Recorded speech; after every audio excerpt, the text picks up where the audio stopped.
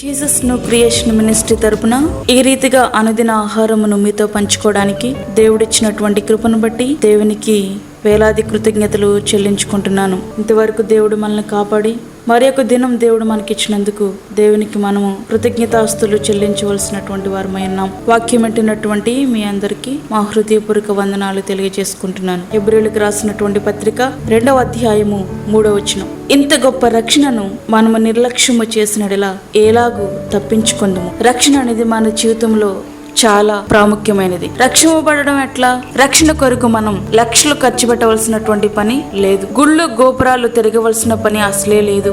జపాలు దీక్షలతో అసలు పనే లేదు. కులము మతము వర్గం వర్గ భేదాలు లేనే లేవు. స్త్రీ అయినా పురుషుడైనా ఏ వయసు వారైనా ఏ దేశస్థులైనా సరే అందరికీ రక్షణ అందుబాటులోనే ఉంటుంది.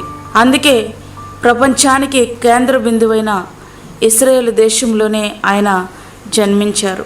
ఆయన విదేశీ దేవుడు కానే కాదు. దేవుడు అనేవాడు ఒక్కడై ఉండాలి. ఆయనే ప్రభువైన యేసుక్రీస్తు. ఆయన ఇచ్చినటువంటి రక్షణ పూర్తిగా ఉచితం. మీరు విశ్వాసము ద్వారా కృపచేతనే రక్షింపబడి ఉన్నారు. ఇది మీ వలన కలిగినది కాదు, దేవుని వరమే. అది క్రియల వలన కలిగినది కాదు గనుక ఎవడును అతిశయపడ వీలు లేదు. ఎఫెసీ 2వ అధ్యాయము 5, 8, 9 వచనాల్లో మనకి కనబడుతుంది. కృప అంటే ఏంటి? అర్హత లేనివాడు అర్హునిగా ఎంచబడమే కృప. రక్షింపబడడానికి మనకున్న అర్హత అంటూ ఏమీ లేదు. మనము పాపులము, బలహీనులం, శత్రువులం. అట్లాంటి మనకు రక్షింపబడడానికి అర్హత ఇచ్చింది ఆయన కృప.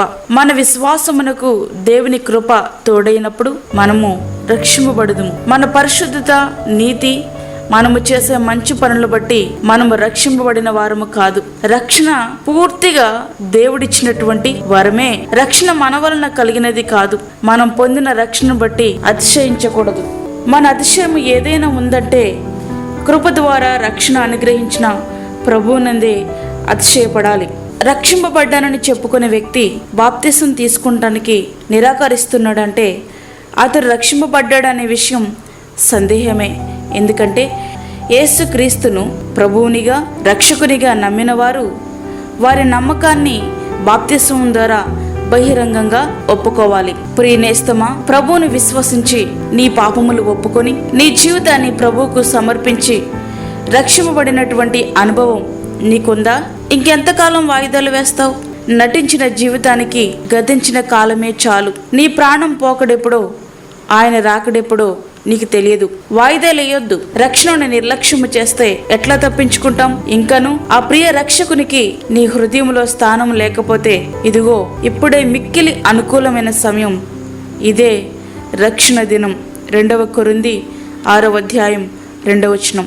ఆయనను ఆహ్వానించు, నిత్యమైనటువంటి సమాధానాన్ని అనుభవించు. అట్టి కృప ధన్యత ప్రభువు మనకి అనుగ్రహించునుగాక. ఆమేన్. చిన్న ప్రార్థన చేసుకుందాం.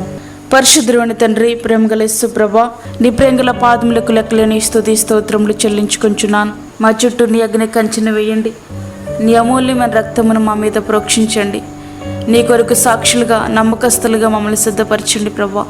ఈ యొక్క సమయంలో వాక్యమున్న నీ బిడ్డలందరినీ మీరు జ్ఞాపకం చేసుకోనండి.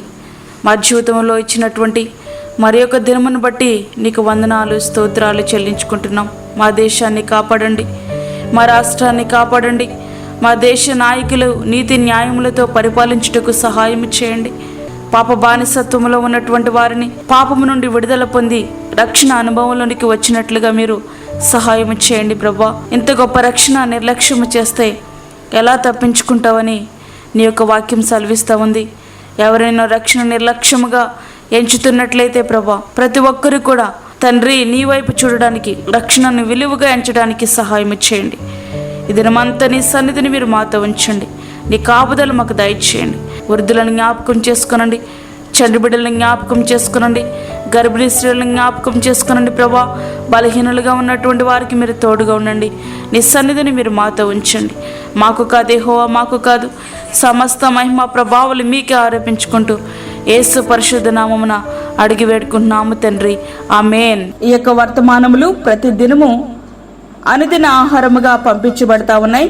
ఈ యొక్క వర్తమానములు మీ బంధువులకు, మీ స్నేహితులకు షేర్ చేయండి. దేవుని పనిలో మీరు కూడా పాలిభాగస్తులు కండి. అదేవిధంగా మీ ప్రార్థన అవసరతలు మాకు తెలియచేయండి. మా ఫోన్ నంబర్ 9177377559. దేవుడు మిమ్మును మీ కుటుంబమును దీవించునుగాక. ఆమేన్. దేవుని సేవలో మీ సహోదరి అన్నామణి సాల్మన్. మరిన్ని వీడియోస్ కొరకు మా ఛానల్ని సబ్స్క్రైబ్ చేయండి, షేర్ చేయండి, లైక్ చేయండి. దేవుడు మిమ్మల్ని దీవించునుగాక. ఆమేన్.